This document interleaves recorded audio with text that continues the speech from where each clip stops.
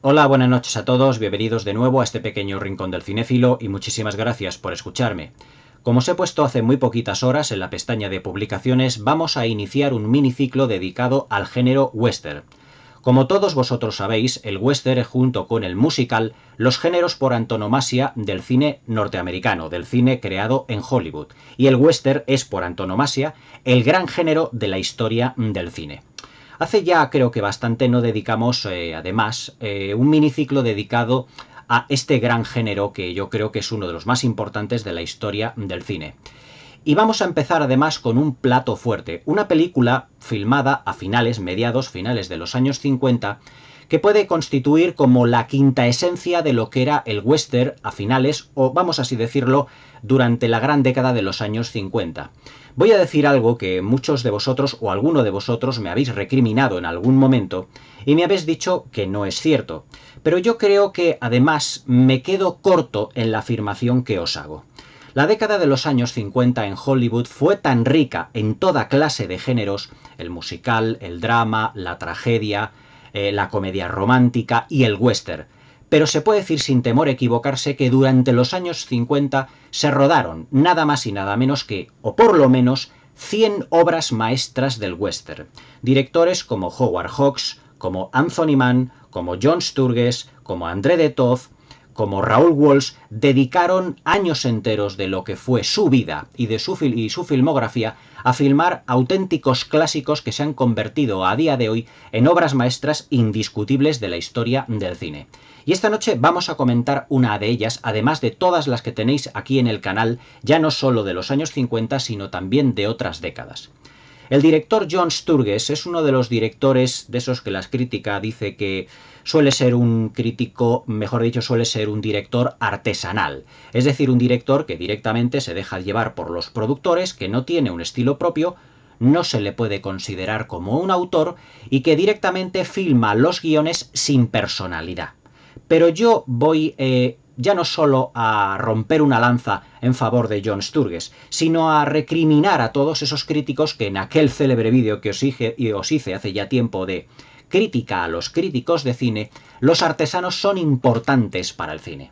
Porque los artesanos son personajes, son en este caso directores, que saben perfectamente cómo colocar una cámara, cómo exprimir a los actores para que nos den una interpretación realmente fabulosa, como ocurre en el western que vamos a comentar esta noche, y sobre todo son perfectamente, digamos, competentes para rodearse de un gran y magnífico elenco de actores, de actrices, de estrellas, por así decirlo, y crear una historia atractiva, con buen ritmo, y que muy pocas películas de ese estilo, o por lo menos con todos esos valores y esas virtudes, hay hoy en día en los cines.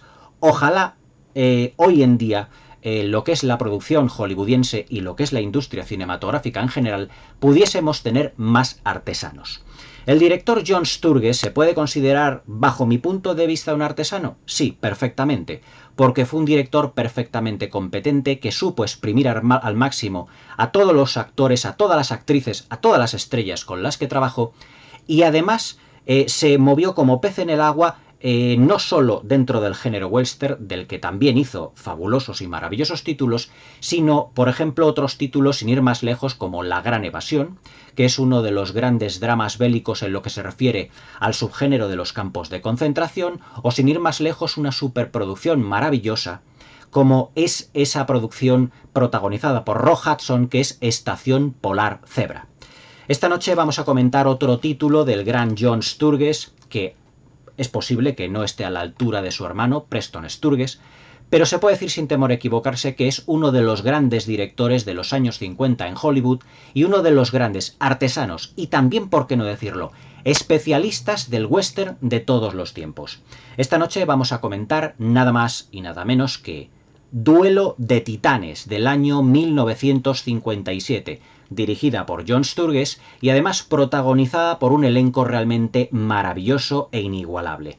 Aquí en la portada ya podéis ver a los dos grandes astros de la pantalla que protagonizan esta obra maestra, que son Burt Lancaster y Kirk Douglas. Pero a su vez tenemos también a Rhonda Fleming, una de las grandes reinas del Technicolor, a Joan Van Fleet, de la que ahora hablaremos seguidamente, pero también tenemos a unos jovencísimos Lee Van Cleef, al veterano John Ireland y sobre todo también a un jovencísimo Dennis Hopper. Duelo de Titanes es una película que digamos que surgió al calor del éxito que habían tenido otros western también de personajes un tanto solitarios como son los dos protagonistas de esta película, sin ir más lejos Solo ante el peligro, protagonizada por Gary Cooper, pero también anteriormente en 1952. Pero el referente que tiene Duelo de Titanes, sin duda alguna, es la obra maestra que yo os comenté hace relativamente unos meses, que fue Pasión de los Fuertes, My Darling Clementine de John Ford, del año 1946, en el que se describían los acontecimientos entre un gran sheriff, Wyatt Earp, y también un doctor, pues prácticamente en horas bajas, enfermo de tuberculosis, que era Doc Holliday, enfrentándose en el OK Corral a los hermanos Clanton por una serie de delitos que habían cometido, como había sido, sin ir más lejos, lo que era el robo de ganado. Duelo de Titanes se puede decir que desde el punto de vista argumental es prácticamente lo mismo que Pasión de los Fuertes. Es decir, la historia de fondo es la misma, pero ojo, John Sturges lo que hizo fue alejarse de la poética y de la lírica de John Ford para brindarnos un film aventuresco, también hasta cierto punto poético, pero en el que lo que brilla realmente no es la relación, por así decirlo, de admiración que hay entre Doc Holliday y Wyatt Earp, sino la relación de amor-odio que llega incluso al final de la película a convertirse en amistad entre estos dos personajes. Duelo de Titanes, como os he dicho anteriormente, es como la quinta esencia del western de los años 50. En lo que se refiere a paisajes, el protagonismo del paisaje, ese concepto tan ambiguo, pero tan maravilloso creado por John Ford, se puede decir que Duelo de Titanes es un western realmente impresionante. Grandes praderas, cielos azules, todo lo que es no muy nublados, como era en los westerns de John Ford, es más hawksiano y más al estilo de Raoul Walsh. Son planos grandes, abiertos, de grandes paisajes, grandes llanuras, en el que prácticamente no se ve el horizonte. Eso es, por ejemplo, es muy de Raoul Walsh. Y también hasta cierto punto muy de Howard Hawks. Un Technicolor del que luego hablaremos en profundidad, realmente extraordinario, con un trabajo de fotografía de Charles Lang que yo creo que es uno de los mejores de su carrera.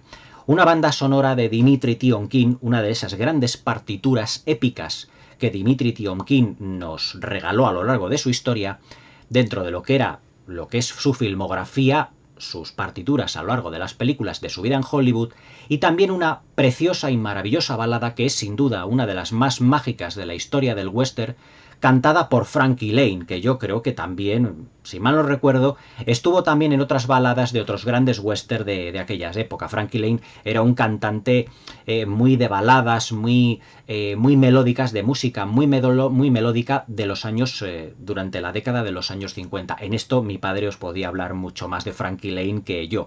Yo a Frankie Lane le conozco por unos cuantos discos y por las baladas de las películas del oeste.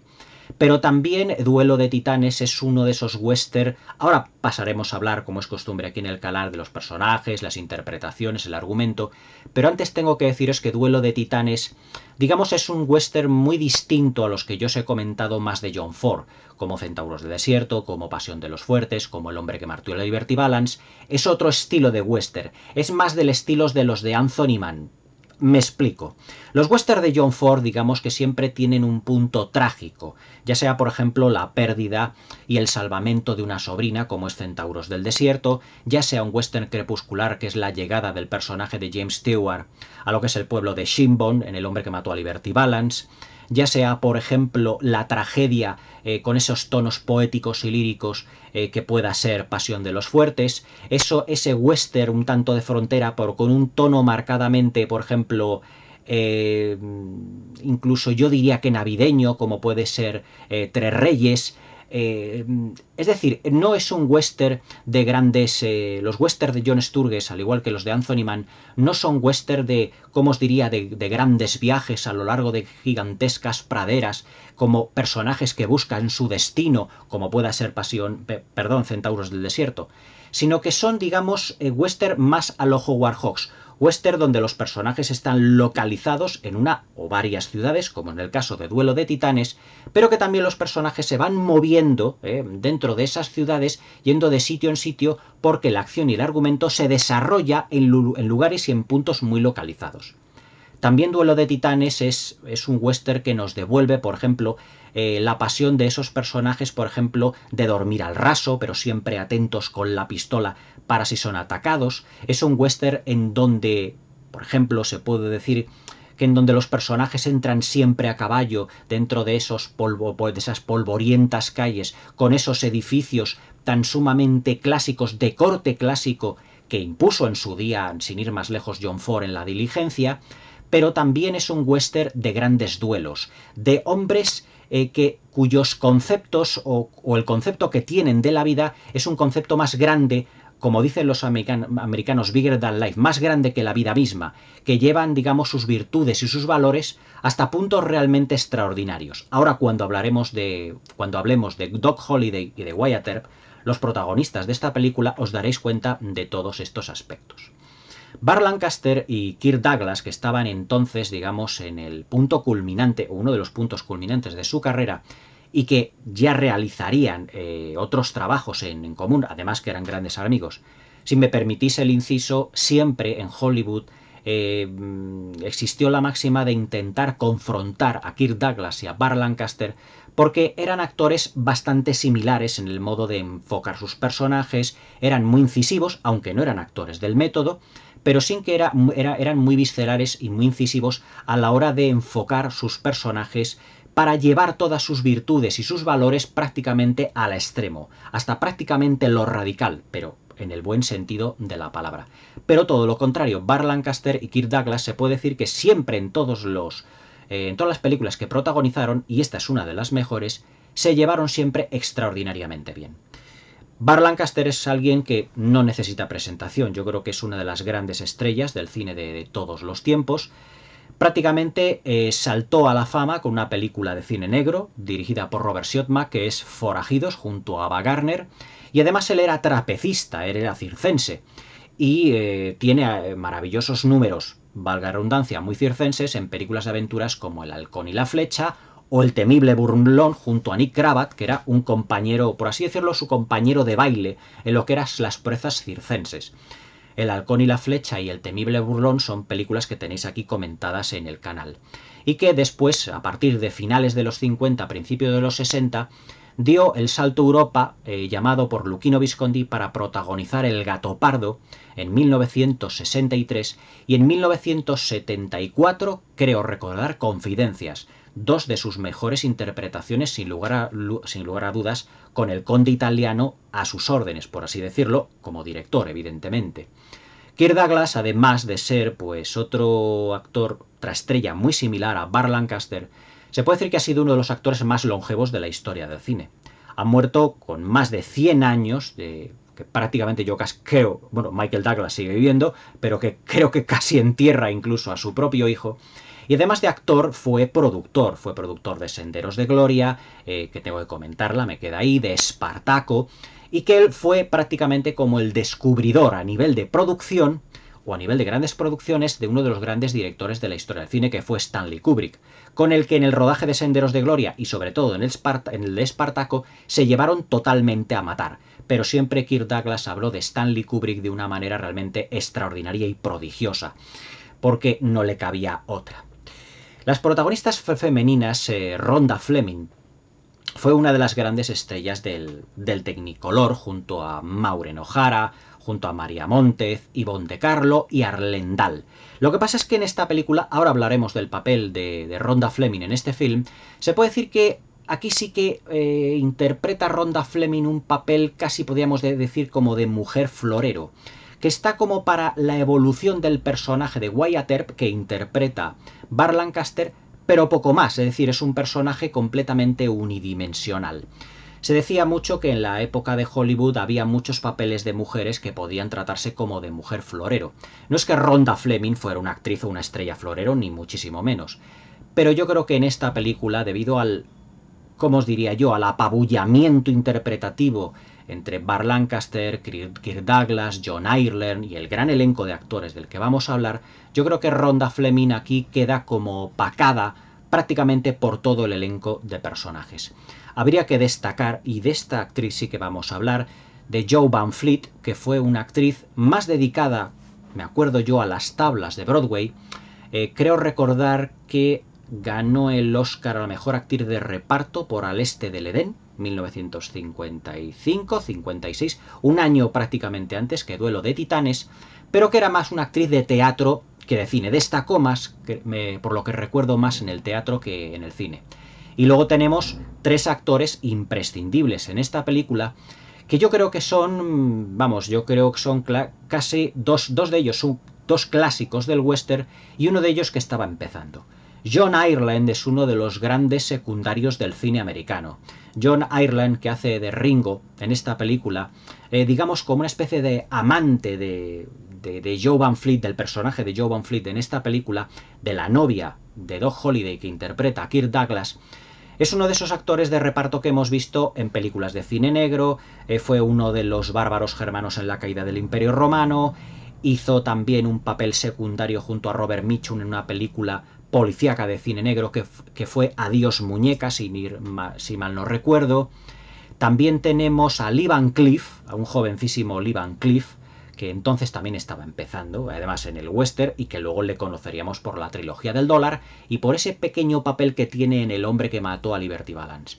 Pero sobre todo esta película, el final, o en el tercio final, destaca por la presencia de un jovencísimo Dennis Hopper, ese actor de carácter que hemos tenido ya en los años 80, en los años 90, fue uno de los protagonistas de Terciopelo Azul, de David Lynch, haciendo aquí como el menor de los hermanos Clanton, y que además sirve perfectamente para dar la réplica a Burt Lancaster, al personaje que interpreta Burt Lancaster, que es Wyatt Earp, para definir una de las facciones o una de las virtudes del gran héroe que es en esta película Wyatt Earp. Sin más dilación vamos a ir comentando lo que es el argumento. Wyatt Earp, interpretado por Burt Lancaster, se puede decir que en esta película es un sheriff de esos que son completamente mitificados. Es decir, si en otras películas también western, porque el western se puede decir que es como el género épico e histórico del siglo XIX en Estados Unidos, siempre se le dio a sus personajes un carácter bastante místico. Es decir, más que místico, mítico, ¿no? Y entonces Wyatt Earp, digamos que es un compendio de las grandes virtudes que ya tuvo Henry Fonda en Pasión de los Fuertes, pero que aquí se ha llevado completamente al extremo. Me explico. Si Henry Fonda en Pasión de los Fuertes era un ser un tanto frío, calculador, que tenía un amor a la familia, que denotaba cierta sensibilidad, pero que era muy estricto y muy recto en su posición, aquí el personaje de Burt Lancaster va al extremo de todo esto. Ya solo no es que sea frío y calculador, también un hombre muy familiar, es que es excesivamente visceral y quiere llevar siempre la corrección hasta límites completamente insospechados, incluso si para ello tiene que pisar, por así decirlo, el honor de otras personas. Pero para ello, para Wyatt Earp, para el personaje que interpreta Burt Lancaster, este Wyatt Earp es un personaje que siempre tiene que hacer lo correcto, incluso si sus sentimientos van en contra de todo ello. Y ahora me explicaré cuando hablemos del argumento. Pero ahora vamos a explicar también el personaje Kirk Douglas, porque son importantes explicar los dos, para lo que es meternos de lleno en lo que es la historia. El personaje de Kirk Douglas, que interpreta a John Holliday, que es el papel que hizo Victor Mature en Pasión de los Fuertes, es, digamos, lo que refleja es la tragedia de un hombre solitario, es decir, un hombre que está enfermo, que ha fracasado en su cometido de médico. En esta versión es dentista, en la de John Ford era médico, incluso podría darse las veces incluso de cirujano allí cuando está operando a Chihuahua, en la película de John Ford. Pero en esta película se puede decir que es un dentista sencillo, también como Victor Mature está enfermo de tuberculosis, y se puede decir que él sabe perfectamente que se está muriendo. Pero al igual que en la de Pasión de los Fuertes tiene una novia, pero aquí va a tener una relación con su novia que no fue explotada en la película de John Ford, que es una relación completamente tóxica, que hará evolucionar a los personajes, pero que a su vez el personaje de Jo Van Fleet, que es el personaje de Joe, que interpreta a la pareja, a la novia de Kirk Douglas a la novia de John Holliday es la que va a hacer, digamos, impulsar, por así decirlo, al personaje de Doc Holliday durante toda la película, a base de relaciones explosivas, de una serie de peleas, porque tiene una relación muy tóxica, pero que en el fondo se quieren, yo creo que excesivamente, y que no pueden vivir el uno sin el otro, porque los dos han llegado, no vamos a decir como al límite de sus vidas, pero el personaje de Joe Van Fleet, se puede decir que es una mujer, seguramente una ex prostituta, que no tiene a nadie que la quiera, que ya es una mujer que es mayor y que siente cierto cariño, o vamos a decir cariño barra lástima, por el personaje de Doc Holliday, interpretado por Kirk Douglas. Argumentalmente hablando, Wyatt Earp llega a un pueblo llamado Boot Hills, en donde se puede decir que Doc Holliday, en ese carácter de siempre buscar la muerte, porque no tiene otra cosa que hacer, porque él ya directamente está como muerto, él ya sabe que va a morir, se puede decir que le va buscando de cantina en cantina, de hotel en hotel, y que Joe Van Cliff, la mujer, le va diciendo: oye, que es que Wyatt Earp vuelve a ir a dar contigo, te está buscando continuamente.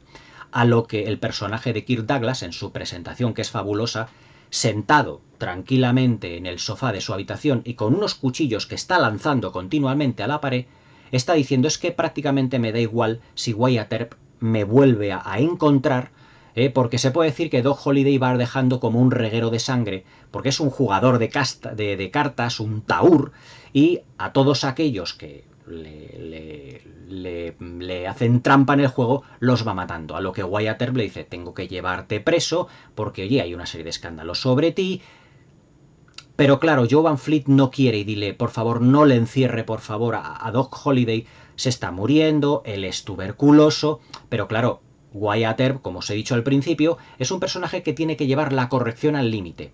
Pero cuando va conociendo a Doc Holliday poco a poco a lo largo de la película, se da cuenta de que no es alguien realmente como del montón, no es un forajido, digamos, de estos de frontera, no es un matón de barrio, ni muchísimo menos, sino que es un ser completamente trágico.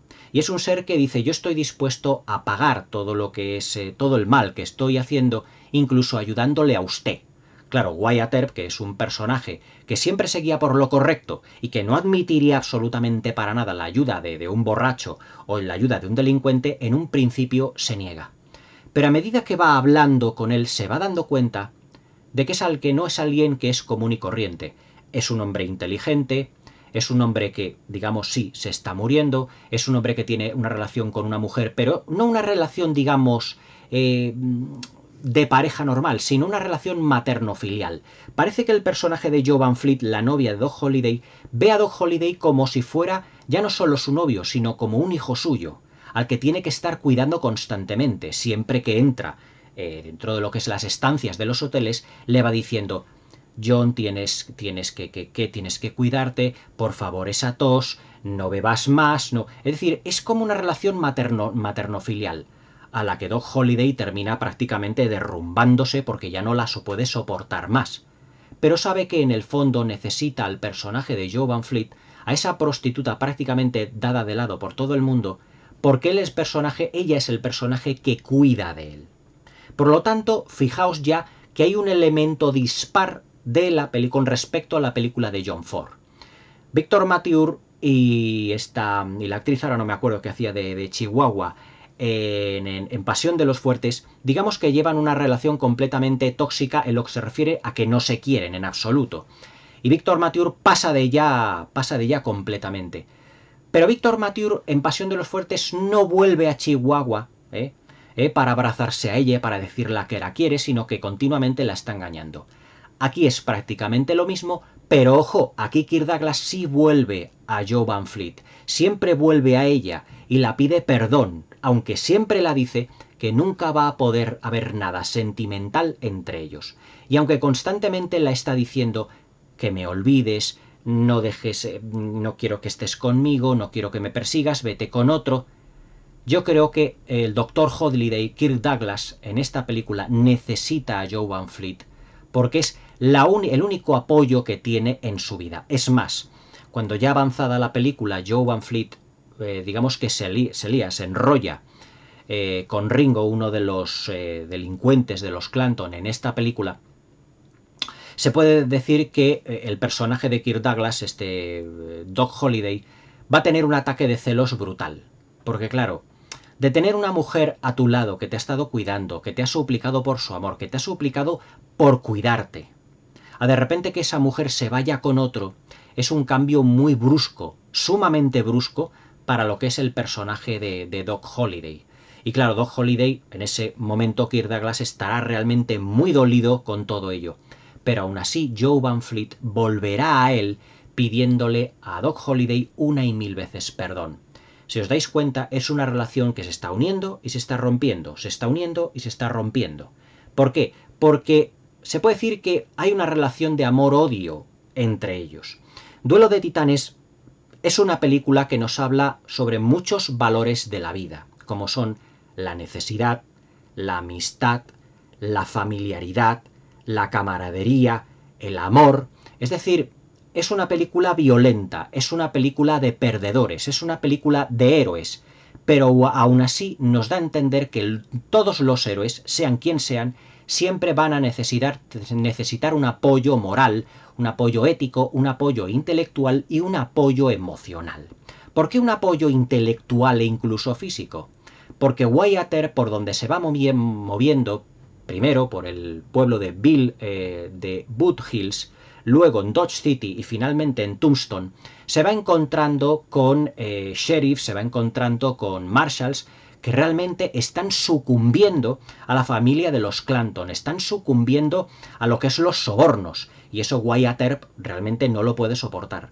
Por lo tanto, Wyatt Earp se va dando cuenta de que con quién puede ya contar al final de la película para deshacer todos los entuertos, realmente con sus hermanos, lo que es su familia, Virgil y Morgan, y también con Doc Holliday.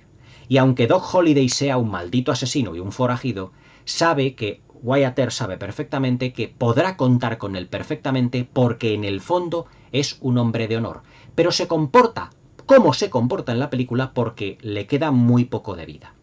Hay una secuencia muy esclarecedora de todo esto que os estoy contando cuando ellos hacen, viajando de ciudad en ciudad, Wyatt Earp y Doc Holliday, Parr Lancaster y Kirk Douglas hacen pues un alto en el camino para dormir, cenar, lo que es una de esas secuencias clásicas, que es la quinta esencia también del western, dormir al raso, que ya han terminado de cenar, se están contando una serie de cuitas entre ellos, y Doc Holliday le dice a Wyatt Earp, Kirk Douglas le dice a Parr Lancaster, yo prefiero encontrarme para morir alguien que sea más rápido con el revólver que yo, a morir tumbado en una cama. Es decir, ahí Parr Lancaster, Wyatt Earp se da cuenta de que Doc Holliday va a estar al pie del cañón y que podrá contar con él en cualquier momento. Y además es un delincuente Doc Holliday muy peculiar, porque una de las veces cuando llega Wyatt Earp a Dodge City y se encuentra que está en la barbería, le están afeitando Wyatt Earp entra en la barbería, se encuentra con Doc Holliday, digamos que el barbero sale disparado de allí y Doc Holliday se levanta y él mismo termina el trabajo del barbero, pero de una manera muy relajada y muy tranquila.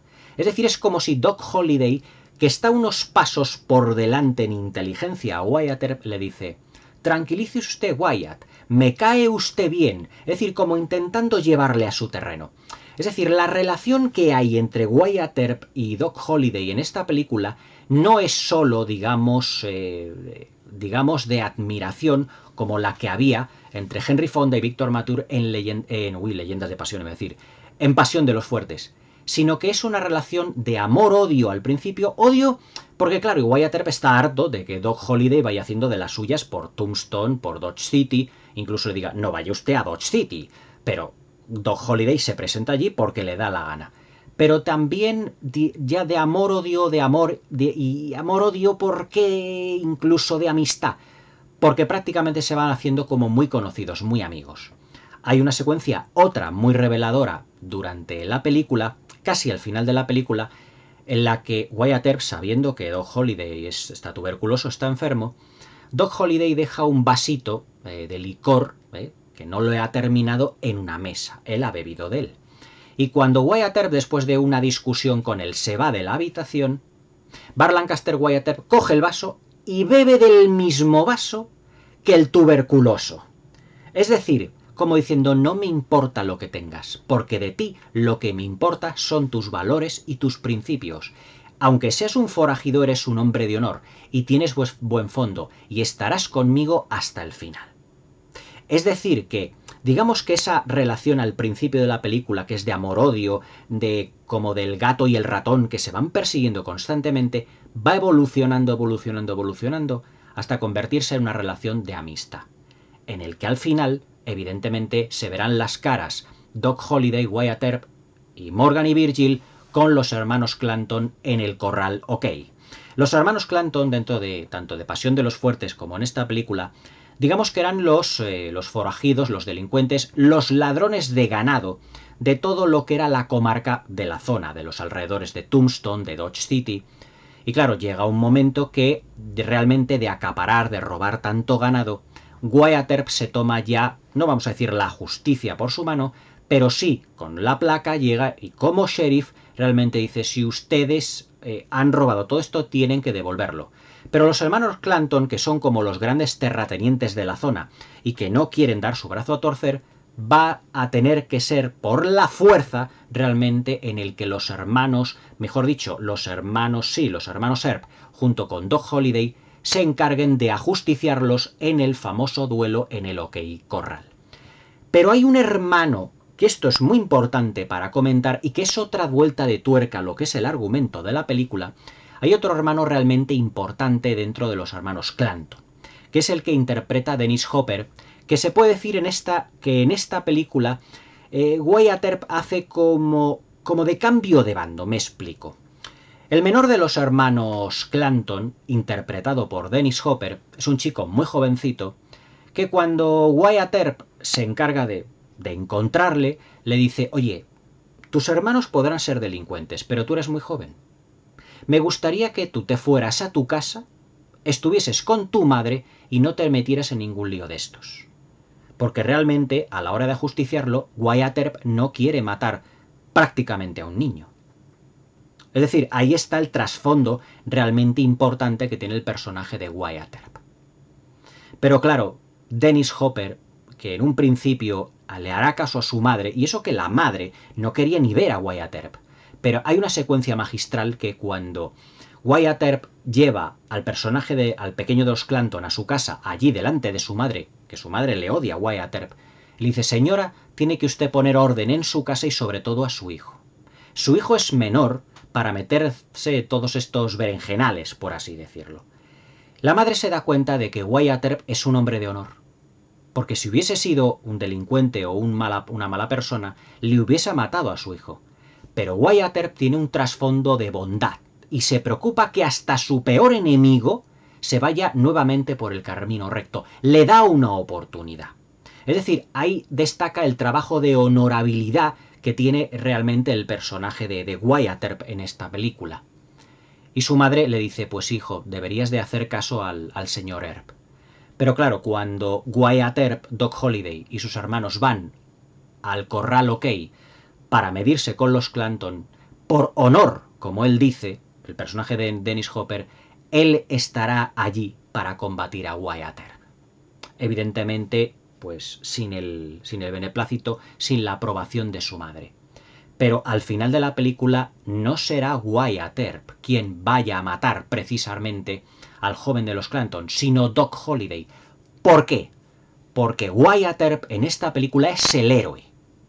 Y el héroe tiene que matar a un verdadero delincuente, pero no a un niño.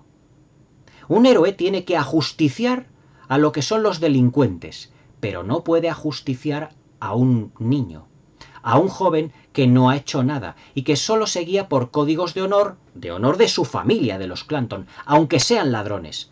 Pero no será Wyatt Earp el que le mate. Es más, la secuencia en la que Dennis Hopper está a punto de pegarle el tiro, está a punto de matar a Wyatt Earp se puede decir que no hace el amago de matar al niño. Sin embargo, estará ahí Doc Holliday para pegarle el tiro a través de un cristal y matar a ese chico que realmente no se merecía la muerte. Es decir, fijaos cómo en el guión se cuidan lo que son los auténticos valores del héroe, propiamente dicho. El héroe, para el cine norteamericano, para el western, no es alguien que ajusticia a un inocente, siempre a un delincuente. Por eso, bajo el código de honor de Wyatt Earp, realmente bajo el código de honor de Wyatt Earp, él no podrá matar nunca a un niño. Es más, Wyatt Earp es tan honorable, por así decirlo, que dentro de los garitos que él se mete en Dodge City, en Tombstone, él se abre lo que es el chaleco y no lleva pistolas. Se está jugando su propio físico. Pero él cree en sus valores y en la honorabilidad de los demás. Pero ojo, juega con ventaja. Porque sabe perfectamente que si alguien le mata, estando Wyatt Earp desarmado, el que le mate caerá en desgracia por tratarse de un cobarde y matar o pegar un tiro a alguien que no se ha podido ni defender. Entonces Wyatt Earp cree en su psique que esa como ley del oeste, por así decirlo, todos la cumplirán a rajatabla. Es más, la secuencia en la que conoce al personaje de Rhonda Fleming, ahora hablaremos del personaje de Rhonda Fleming, es realmente importantísimo desde este punto de vista. Fijaos lo que es la habilidad que tiene John Sturges para enlazar los conceptos que tiene junto con el personaje de Arlendal y otro forajido que hay dentro de lo que es el bar de Dodge City.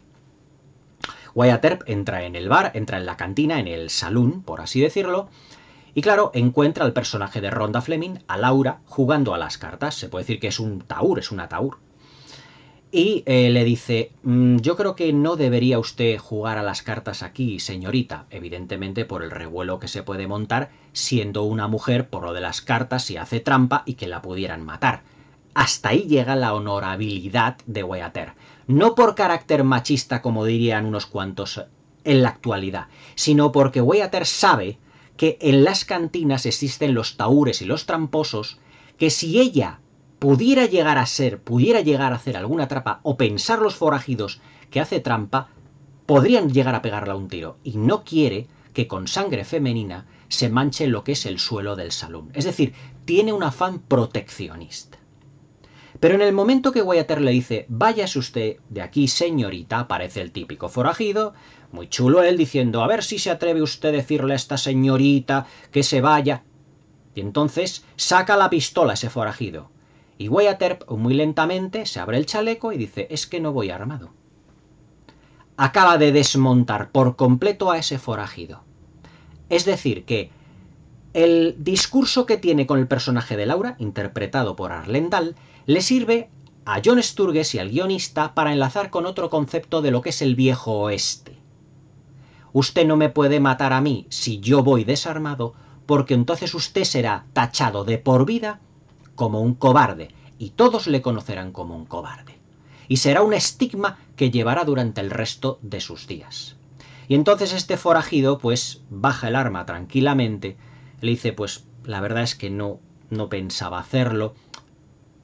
O sea, Wyatt Earp es un hombre que, creyendo tan férreamente en sus principios, se arriesga el pellejo por cualquier cosa. Es como el personaje de Henry Fonda, pero interpretado por Burt Lancaster de una manera mucho más incisiva, mucho más visceral, más arriesgada en todo momento. No sé si Henry Fonda hubiese tenido a lo mejor el momento de arriesgarse por una mujer en ese momento, aunque también hay una secuencia en Pasión de los Fuertes en el que el Dr. Holiday le amenaza, se abre la chaqueta, el chaleco Henry Fonda, Wyatt Earp, y dice, no voy armado, como diciendo, mátame un tiro si quieres, pero yo no voy armado, y serás tú quien caiga en desgracia para siempre. Es decir, Wyatt Earp, interpretado por Henry Fonda o por Burt Lancaster, es una persona inteligente, muy calculador, que no da puntada sin hilo, y que mide en todo momento lo que va a decir, a quién se va a dirigir y cuál va a ser su siguiente acto. El personaje de Arlendal, como os he dicho al principio del vídeo, a mí me parece que es un personaje bastante, o es el más desdibujado o el más ambiguo de todo lo que es la función. ¿Por qué? Porque el personaje de Arlendal en esta película yo creo que está para que solo evolucione el personaje de Wyatt Earp. Me explico. Es más que predecible que durante la película el personaje de Wyatt Earp de Arlendal, de Rhonda Fleming, se vayan a enamorar. era lo típico, era lo que todos nos esperábamos. Entonces, ¿qué ocurre? Que Wyatt Earp y Laura, Burt Lancaster y Rhonda Fleming se van a casar. Incluso van a invitar a la boda a Doc Holliday. Pero Wyatt Earp recibe una carta de un hermano suyo de Tombstone diciendo que los Clanton están haciendo de las suyas y que le necesita. Pero claro, Rhonda Fleming, Laura, no quiere que vaya porque se va a casar con él y porque se puede decir que podría perfectamente morir en el duelo, en el famoso duelo que iba a ocurrir en la película, en los acontecimientos de la historia. Pero fijaos nuevamente lo férreo que es el sentido de la familia que tiene Wyatt Earp, que Wyatt Earp le dice: no me des a escoger entre tu amor y mi familia. Os quiero a los dos, pero mi hermano me necesita. Y Laura le dice: es que seguramente no estaré aquí para cuando tú vuelvas porque seguramente no sobrevivirás. Y dice: no tengo más remedio que hacer esto. Y él coge el caballo y se va a Tombstone, dejando a Rhonda Fleming prácticamente pues tirada, como quien dice, en la cuneta, aunque él la sigue queriendo, la sigue amando. Es decir, volverá después de todos esos acontecimientos. Pero ya os digo que el personaje de Rhonda Fleming está en esa secuencia para darnos a entender el concepto de familiaridad tan fuerte que tiene el personaje de Wyatt Earp. Es decir, es un personaje totalmente cuadriculado, tridimensional, que además está perfectamente definido, no es nada ambiguo y que le ves venir. Es un personaje perfectamente, como os diría yo, transparente. Cuando llega a Tombstone se reúne con los hermanos y van nuevamente a lo que es el duelo en el OK Corral. Y aquí viene una de las secuencias que yo creo que han sido pues 1000 veces imitadas en el western. Desde el fondo de la calle, que además también ya John Ford ya lo hizo en Pasión de los Fuertes, aparecen los tres hermanos Earp, Morgan, Virgil y Wyatt Earp, y Doc Holliday, interpretado por Kirk Douglas, caminando por lo que es la calle hacia el duelo en el OK Corral. ¿Y a qué tenor venía yo todo esto? Que esta secuencia, pues por ejemplo, si os acordáis de Grupo Salvaje, de Sam Peckinpah, hay una secuencia muy célebre en la que están Warren Oates, William Holden, Ernest Borgnine, Robert Ryan, creo que eran ellos, pues también los cuatro, que una foto muy conocida, caminando por lo que es el centro de la calle en función o hacia el camino de los duelos. ¿De dónde creéis que Sam Peckinpah sacó toda esa planificación?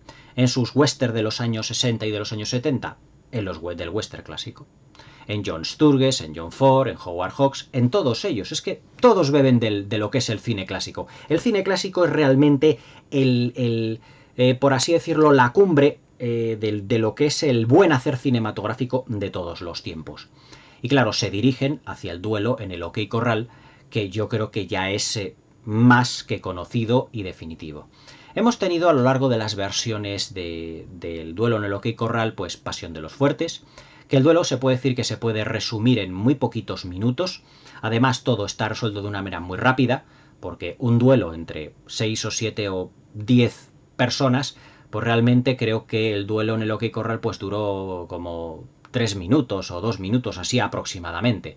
Pero claro, el western es un género que mitifica, por así decirlo, todos esos acontecimientos. Y en Duelo de Titanes, en esta película, tenemos el duelo en el OK Corral más espectacular, mejor planificado y mejor fotografiado de todos los que se han visto. También hay otro, como el mismo duelo en el OK Corral, en la película Wyatt Earp de Lawrence Kasdan, en la de Tombstone, la leyenda de Wyatt Earp, que es la que hicieron Val Kilmer y Kurt Russell, y otras tantas versiones, incluso televisivas, que se han filmado. Pero es que en este duelo en el OK Corral, para mí, de todos los que se han filmado, a lo mejor conceptualmente el mejor planificado puede ser el de John Ford, porque bueno, John Ford es otra historia. O sea, John Ford juega en la liga ACB y los demás son de segunda, ¿no? Así, por establecer unas comparaciones. Pero se puede decir que aquí John Sturges al igual que todo lo que había plasmado en la película era todo visualmente espectacular, con un Technicolor, ahora hablaremos de la parte técnica, yo creo que filma desde un punto de vista de la espectacularidad, de lo que es los movimientos de cámara, la acción, el sonido, el duelo en el OK Corral más espectacular de todos los que se han filmado.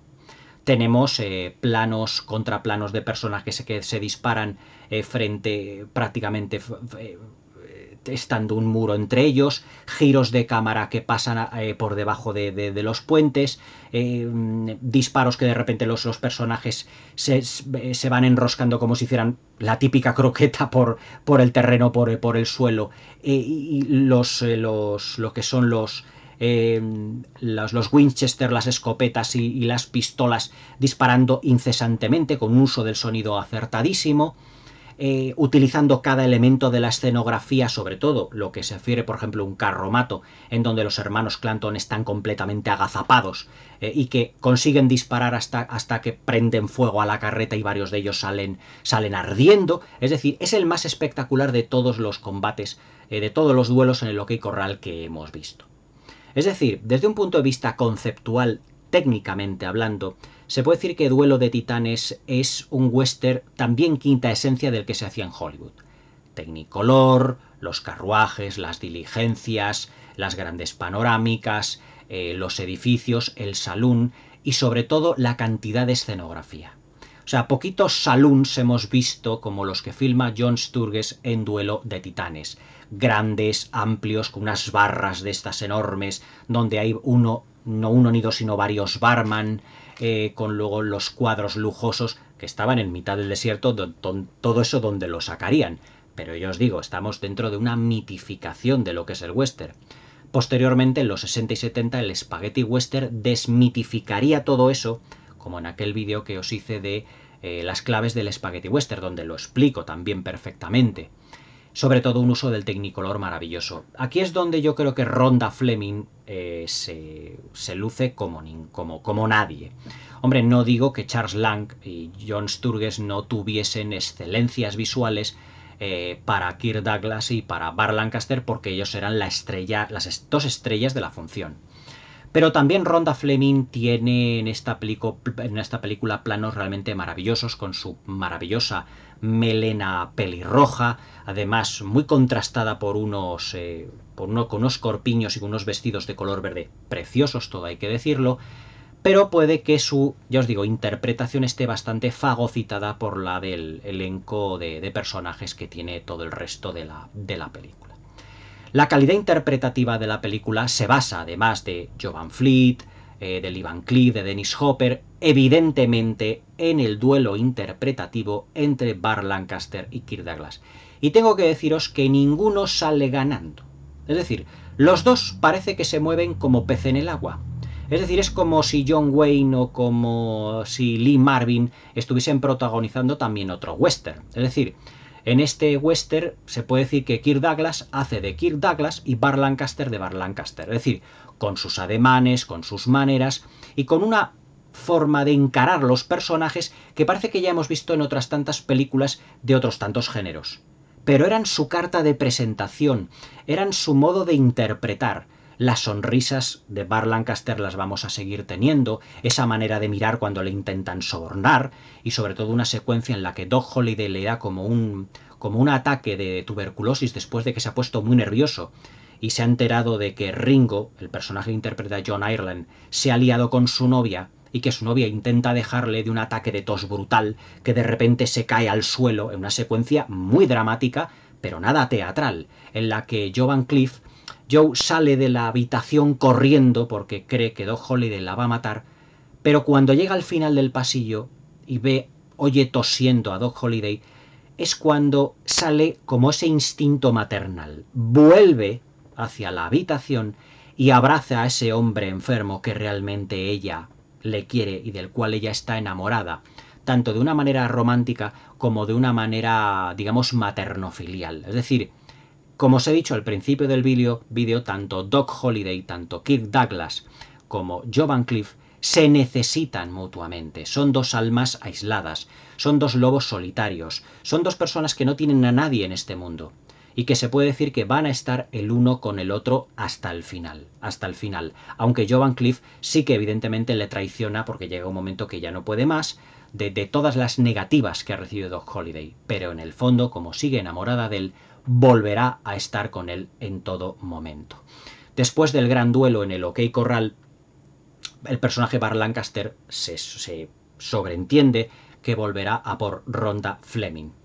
La película, estructuralmente hablando, está como dividida, no sé si entre 3 o 4 módulos, porque en lo que se refiere a los lugares donde tiene en cuenta la acción, la primera media hora prácticamente es todo en una pequeña ciudad donde está Doc Holliday haciendo de las suyas, que se llama Boot Hills o algo así. La segunda, que son los primeros 25 minutos, media hora. La segunda es Dodge City, que es, digamos, como la columna vertebral de toda la película. Y luego el final es ya en Tombstone, donde se desarrolla el duelo famoso en el OK Corral. Pero también eso es lo que se refiere a espacios. Pero narrativamente hablando está dividida en 4 bloques, separadas por la balada de Frankie Lane. La balada de Frankie Lane lo que nos va, digamos, abriendo camino es lo que nos está contando cuando la balada de Frankie Lane hace aparición en 4 veces en la película, a lo largo del desarrollo de la película, digamos que nos cuenta lo que ha sucedido y lo que está por venir. Nos va dando pistas de lo que va a ocurrir. Esto, por ejemplo, ocurrió también en una película de Disney que fue David Crockett, ya os lo comentaré más adelante, en la que se cantan acontecimientos pasados, pero también lo que va a ocurrir en el futuro. Es decir, Frankie Lane, cantando una balada, letra de Dimitri Tiomkin, lo que va dando es como ese aire de misticismo que tiene que tener en ese momento el Far West, el lejano oeste. En ese sentido, lo que es la banda sonora de Dimitri Tiomkin es una banda sonora que es completamente omnipresente, de una gran espectacularidad, pero sabemos perfectamente que está ahí, pero no molesta en absoluto. Además que la longitud de la banda sonora, porque yo creo que es una partitura absolutamente gigantesca, no te cansa, te descansa. Es como esa música de fondo que cuando la acción se va empezando a apresurar, por así decirlo, va siendo cada vez más incisiva. Pero, por ejemplo, hay un momento en el que Doc Holliday está jugando a las cartas y está hablando con Wyatt Earp al principio casi de la película. Es una banda sonora muy sutil. Es muy sutil, muy lánguida, muy suave, que te descansa en todo momento. La verdad que en ese punto yo diría que también la banda sonora de Dimitri Tiomkin se puede caracterizar también como obra maestra. Realmente, Duelo de Titanes lo es. Y ya os digo, la calidad interpretativa está fuera de toda duda y el duelo interpretativo no lo gana nadie. Porque tanto Kirk Douglas como Burt Lancaster están... Yo creo que Jon Sturges, en lo que es la dirección de actores, creo que les dio amplia libertad para la creación de sus personajes. Yo creo que el rodaje, no me he informado mucho sobre este tema, yo creo que el rodaje de Duelo de Titanes fue un rodaje bastante sencillo, en el sentido, no, vamos, sencillo, en el sentido de que no fue problemático. No había la pretendida rivalidad entre Burt Lancaster y Kirk Douglas, ni muchísimo menos, pero los dos tienen amplio campo, perfectamente, y escenas cumbre durante toda la película para lucirse tanto en conjunto los dos como por individual. Por lo tanto, no tenían que tener un duelo interpretativo en lo que se refiere a esa supuesta confrontación que según Hollywood tenían las dos estrellas, pero todo cabe indicar que no es así. También otro punto a destacar es el ritmo. La película dura 2 horas y ocurren muchísimos acontecimientos. Yo con este análisis que os he hecho, se puede decir que hemos rozado lo que es la superficie de todo ello, porque ocurren muchos más tramas y subtramas que nos van descubriendo muchos elementos de los dos personajes principales. Ya os digo que el personaje más desdibujado es el de Rhonda Fleming, que yo, a lo mejor en el guión no estaba desarrollado, pero yo como director le hubiese dado más minutos. No por ser solo la mujer florero que se terminará casando con Wyatt Earp para que este hombre sea lo bueno, lo bondadoso y como en la cumbre del héroe que también tenga pareja y en función también por lo tanto una familia. Es decir, yo creo que aquí el personaje de Rhonda Fleming yo creo que está perfectamente, se podría haber perfectamente emitido. Es más, El papel que tiene el personaje de Clementine Carter en Pasión de los Fuertes, de John Ford, está muchísimo más trabajado porque ya no solo crea ese triángulo amoroso entre Henry Fonda, Victor Mature y el personaje de Clementine, sino que también hace evolucionar perfectamente al personaje de Wyatt Earp interpretado por Henry Fonda en Pasión de los Fuertes. Y también le hace cambiar parcialmente el chip al personaje de Victor Mature. Pero aquí, el personaje de Laura, que interpreta Rhonda Fleming, se puede decir que está en las antípodas del personaje de Clementine Carter.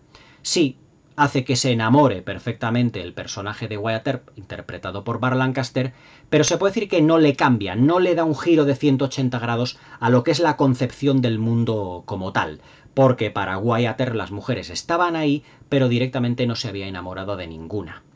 Para Henry Fonda, las mujeres pudieran ser que efectivamente estuvieran ahí, pero Clementine es alguien ya muy especial, porque viene a cuidar de Doc Holliday y da a entender de que es una bellísima persona. Sin embargo, no sabemos nada del personaje o del pasado de Rhonda Fleming, sino que Rhonda Fleming, su personaje, el de Laura, en Duelo de Titanes, se puede decir que es una mujer florero, es un personaje florero y poco más. Pero yo creo que se le podría haber sacado mucho más al personaje de todo ello. Finalizado todo ello, pues la película con una factura técnica impecable. Yo creo que los planos contra planos que tienen tanto Wyatt Earp como Doc Holliday tienen una fuerza impresionante, tanto como la puedan tener planos como el mismo Howard Hawks o como John Ford o como Raoul Walsh, y sobre todo los gestos aductos, definitivos, tan iracundos que tienen los dos personajes, en las dos estrellas en ese duelo interpretativo, supuesto duelo interpretativo que tiene la película. Pero sobre todo, ya para terminar, lo que imponen debido a sus valores y sobre todo a los conceptos tan arraigados que tienen ellos dos, que tienen tanto Kirk Douglas como Burt Lancaster. Hay una secuencia que dentro de Dodge City entran a caballo un montón de forajidos y arman la de Dios es Cristo, por así decirlo, dentro de lo que es el salón, una zona de espectáculo. Y Wyatt Earp, digamos que entra solo un hombre, en este caso sí armado, y les pide que se desarmen todos. Pero todos ellos se quedan como diciendo, bueno, es que es solo un hombre, y nosotros somos 25. Pero si ya impone un poco el personaje de Wyatt Earp, por detrás aparecerá Doc Holliday, por detrás de los forajidos, les irá quitando a algunos las pistolas y le dirá, ya habéis oído al sheriff Wyatt Earp, quitaros todo las pistolas para que aquí no ocurra nada malo. Y ya los dos personajes ya, Wyatt Earp y Doc Holliday, ya imponen lo suficiente para controlar a 20 tíos dentro de una sala de estas de fiestas, de una sala de espectáculos. Es decir, ya tenían la fama de ser tipos, por así decirlo, duros en ese sentido. Dos tipos duros del Far West. Aunque bueno, la secuencia es un poco inverosímil porque no me digáis que 25 forajidos no van a poder con dos. Pero bueno, digamos que se puede entender esta secuencia, como os diría yo, como una especie de licencia porque ellos son los protagonistas. Duelo de Titanes, esta pedazo de película de John Sturges, es otra de las obras maestras de lo que es el cine del western, del género western dentro de los años 50, en una de esas más de 100 obras maestras que se hicieron del western dentro de esa década, y os aseguro que no exagero ni un pelo. Duelo de Titanes es, nuevamente, y ya para cerrar el círculo del vídeo, la quinta esencia de lo que era el western en los años 50. Un western lleno de héroes, lleno de personajes trágicos, lleno de implacables forajidos, lleno de tiroteos, de pistolas, lleno de estos pueblecitos con el saloon, con las prostitutas, los tahures, las rencillas de los personajes los unos a los otros. Eso de cara a la galería, pero detrás de todo eso, también personajes que se dan por otros valores como son la familia, lo políticamente correcto, digamos la ley, tiene ciertos puntos, aunque no del todo crepusculares lo que es el film, pero sobre todo personajes que se guían única y exclusivamente por códigos de honor y que son totalmente fieles a ello. Duelo de Titanes es otro de los grandes títulos del western de la historia del cine. otra de las grandes obras maestras del western de la década, de esa gloriosa década de los años 50. Para mí, si se hubiese pulido un poquito más el personaje de Rhonda Fleming, podríamos estar hablando de un título a la altura de la de John Ford prácticamente. Pero claro, el papel de Rhonda Fleming sobre el papel e interpretativamente está en las antípodas del personaje de Clementine Carter. Y aquí es donde a lo mejor la película queda un poco coja, pero aún así es una proeza y una joya, una obra maestra cinematográfica en comparación con cualquier otro título de la década. Espero que os haya gustado la review de esta película, que para mí es otro de los grandes western del género de los años 50. Espero que os haya gustado la review, os haya gustado el vídeo, que me deis un like, que os suscribáis al canal, que le deis a la campanita para que no os perdáis ninguno de mis nuevos vídeos. Espero que tengáis una muy buena, feliz velada y hasta mañana.